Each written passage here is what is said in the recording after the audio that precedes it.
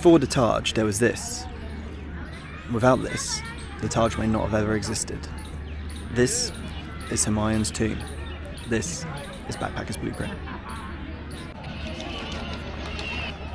Welcome to Humayun's tomb in New Delhi. It's a sprawling 27-hectare complex that's home to over 100 tombs of Mughal royalty and nobles. It's one of the most significant heritage sites in India and a true precursor to the Taj Mahal. And whilst the complex is vast, today we're just going to have a look at three key highlights: the majestic Humayun's tomb itself, the elegant Isa Khan's tomb with its pre-Mughal architecture, and the less known yet striking Asif Wali tomb and mosque. Each of these tell different stories, and we're going to have a look at them. Starting with this absolute joyful building in front of us, Humayun's tomb.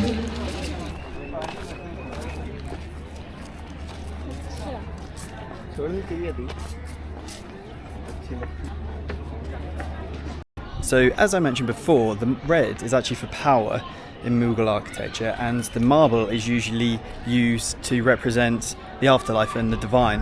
You can see the inlays of the lighter stone.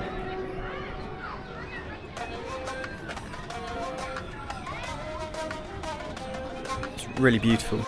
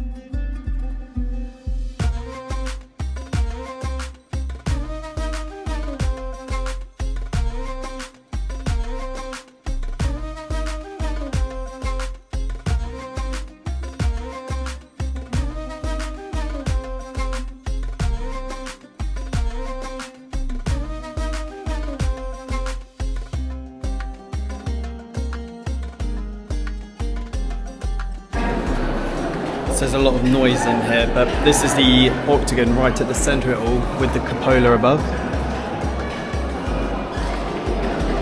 The only other fabulous octagon I've seen in this sort of form is actually near my hometown of Ely, which is wonderful.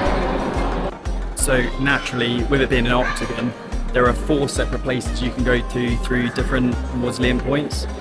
You can see behind me is lattice work, and opposite side is lattice work, or Jali lattice work. And then the doors are through to these spaces, and each of these spaces will be home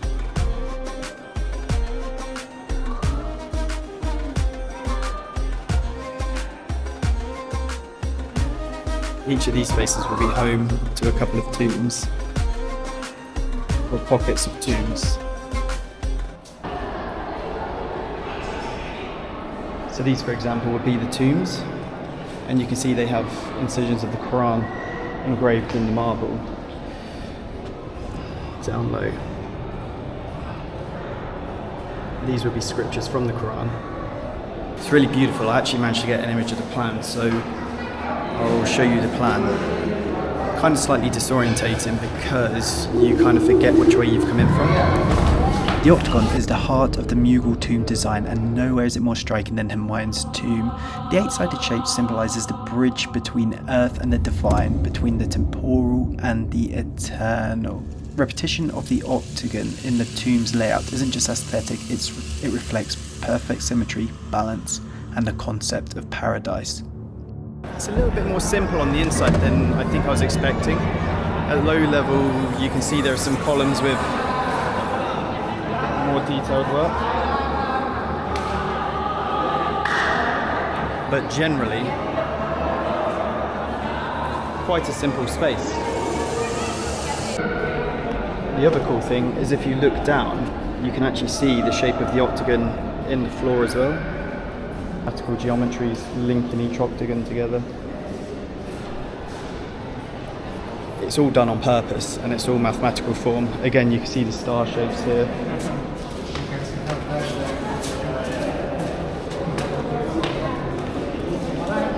That theme of 8 seems to carry everywhere. Everything's an octagon, be it in the floor, the walls, the actual architecture. It's a really beautiful space, and these all support the cupolas above.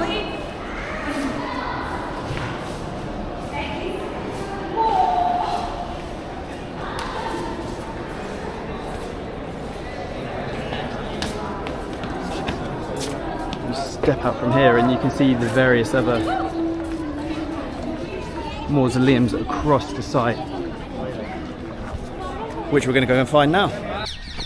Nowhere near as famous as Humayun's tomb, which is why they're so quiet, I guess, but they're still very pretty and very elegant, and they still hold the same architectural principles of the raised podium, the pointed arches, the red stone, and the inlays of a different stone to the dome.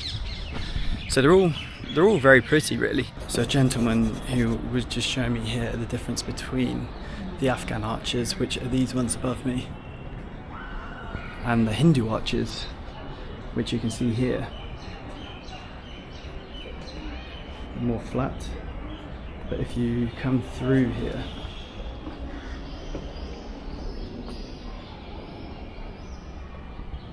you can see this is one family with the male in the front and the children at the back. And the male's in this one here. This is the coolest bit. If you come through here,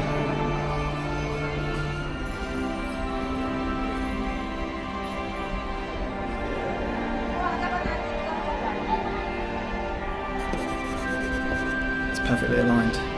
Wow, my face is red. It's perfectly aligned. Right, I think it might be time to get back to the hostel.